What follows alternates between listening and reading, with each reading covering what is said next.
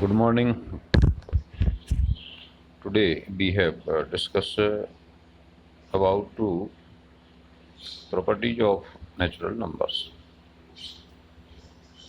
Natural numbers आप पढ़ चुके हैं। नेचुरल नंबर्स में आपको पता है 1 2 3 4 5 6 7 यानी जो काउंटिंग के नंबर्स हैं वही आते हैं।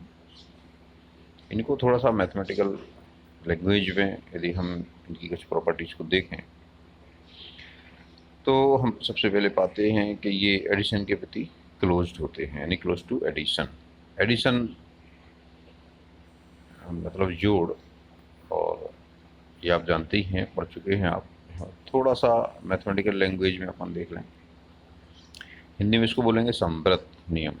योग के प्रति समव्रत होते हैं। इसका मतलब ये होता है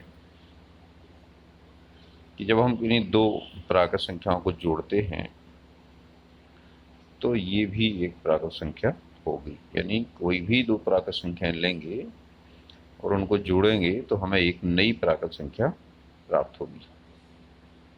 यानी when we add any two natural number, we get also a natural number. For example, 2 plus 3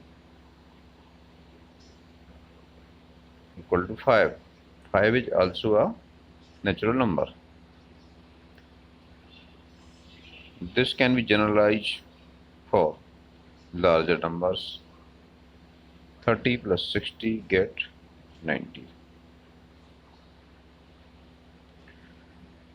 यानी हम कोई भी दो प्राकृत संख्याएं जोड़ते हैं तो हमें एक नई प्राकृत संख्या प्राप्त होती है। ये नियम होता है आपका समव्रत नियम, यानी क्लोजर प्रॉपर्टी। हम कितनी भी बड़ी प्राकृत संख्या ले लेंगे, उनका जोड़ हमेशा एक प्राकृत संख्या ही होगी, क्योंकि हमें पता है प्राकृत संख्या कैसी होती हैं, अनंत होती हैं, इनका कोई अंत नहीं होता है। जैसे इसको हम जोड़ें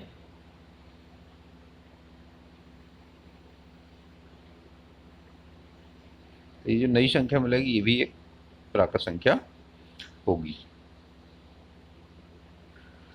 दूसरी प्रॉपर्टी है क्लोज टू मल्टीप्लिकेशन, यानी ये जो नेचुरल नंबर्स हैं ये गुणन के प्रति समव्रत होते हैं।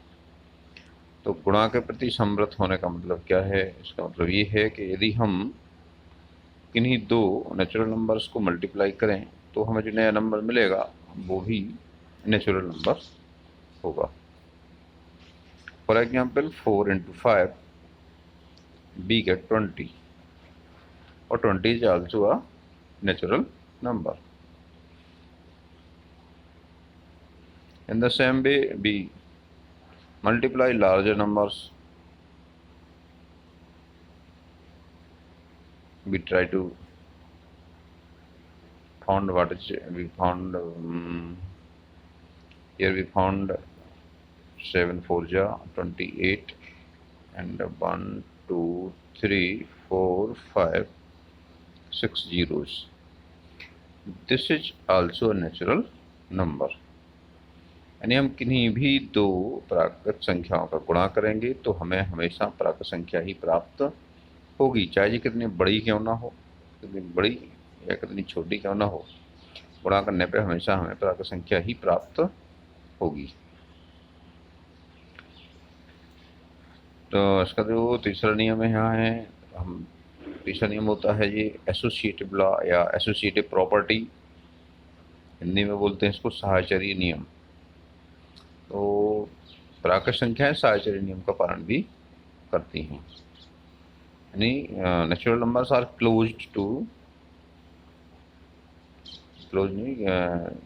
Natural number are associative to addition और मल्टीप्लिकेशन। ये गुणा और जोड़ दोनों के प्रति साहचर्य नियम का पालन करते हैं। इसका मतलब क्या हुआ? साहचर्य का मतलब होता है साथ में चलना, यानी गेट टुगेदर।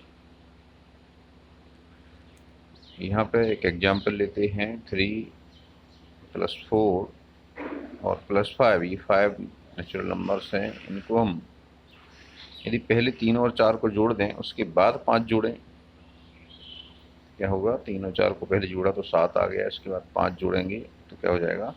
12 यानी 12 हो जाएगा। 3 + 4 = 7 + 5 = 12। इसी को हम यदि ऐसा करें, पहले हम 4 + 5 कर लें, बाद में 3 को ऐड करें तो क्या हो जाएगा? 3 + 9 = 12।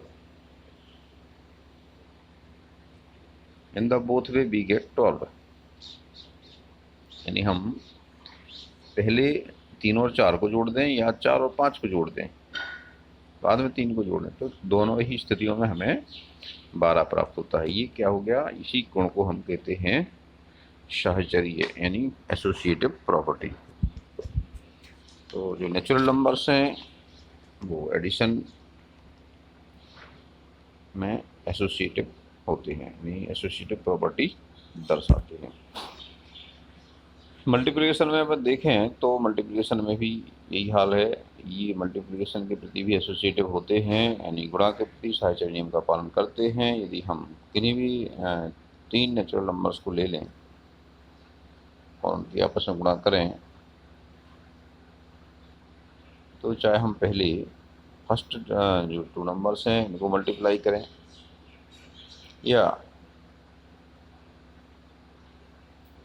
हम लास्ट के 2 नंबर्स को मल्टीप्लाई करें, दोनों ही कंडीशन में हमें सेम रिजल्ट प्राप्त होगा। यहाँ देखिए 4 5 = 20, 20 × 6 क्या हो जाएगा? 20 × 6 यानी 120, और इधर हो जाएगा 5 6 = 30 और 30 × 4 यानी 120। दोनों ही कंडीशन में हमें 120 प्राप्त होता है, यानी 4 पंचे 20 और 20 गुणा 6 करिए आप तो 120 हो जाएगा, और 5 6 = 30 और 30 में 4 गुणा करिए तो ये हो जाएगा आपका 120।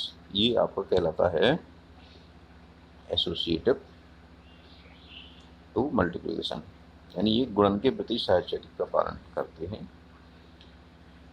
तो ये कुछ प्रॉपर्टीज हुई। एक और अपन देखते हैं यहाँ पे डिस्ट्रीब्यूशन। इसमें हमें मल्टीप्लिकेशन और एडिशन दोनों लेना पड़ते हैं। हिंदी में इसको कहते हैं वितरण नियम।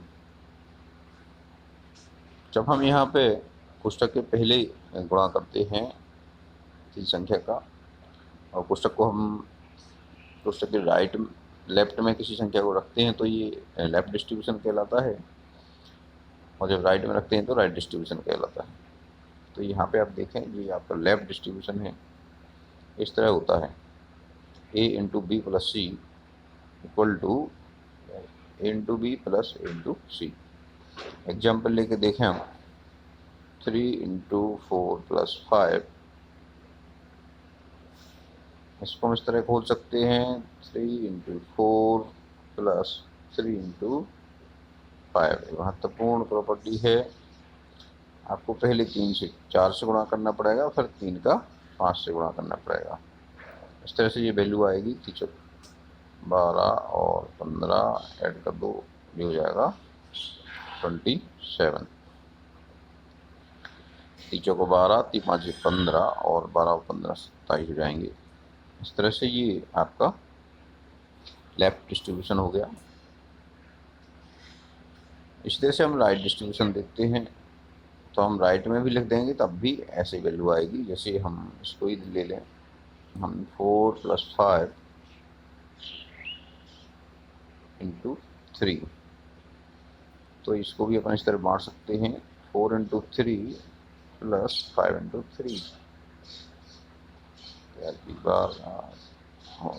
3, 15, इसको जोड़िए तो ये भी 27 ही आएगा। इसको हम ऐसे भी आप कर सकते हैं, जैसे आप ब्रैकेट को पहले तोड़ें तो क्या हो जाएगा 4 और 5 9, यानी 9 × 3 which is also equal to 27। तो इस तरह से ये लेफ्ट डिस्ट्रीब्यूशन और राइट डिस्ट्रीब्यूशन हो गए। तो इस तरह से हम कह सकते हैं कि जो प्राकृत संख्याओं का समुच्चय है यानी सेट ऑफ नेचुरल नंबर्स हैं, ये इन रूल्स का पालन करते हैं। कौन कौन से हमने रूल्स देख लिए। एक तो हो गया क्लोजर प्रॉपर्टी हो गई, दूसरा होगा एसोसिएटिव प्रॉपर्टी हो गया, तीसरा होगा डिस्ट्रीब्यूशन। यानी ये योग और गुणन के प्रति समव्रत हैं, साहचर्य नियम का पालन करते हैं योग और गुणन के प्रति, और साथ में ये योग और गुणन के प्रति वितरण नियम का भी पालन करते हैं। इन जो नियम हैं इनका उपयोग हम जब हम किसी प्रॉब्लम को क्विकली हल करना चाहते हैं, यानी हम जल्दी इसको हल करना चाहते हैं, तब हम इन नियमों का पालन करते हैं और उसमें हम अपने काम का समय है उसको बचा सकते हैं।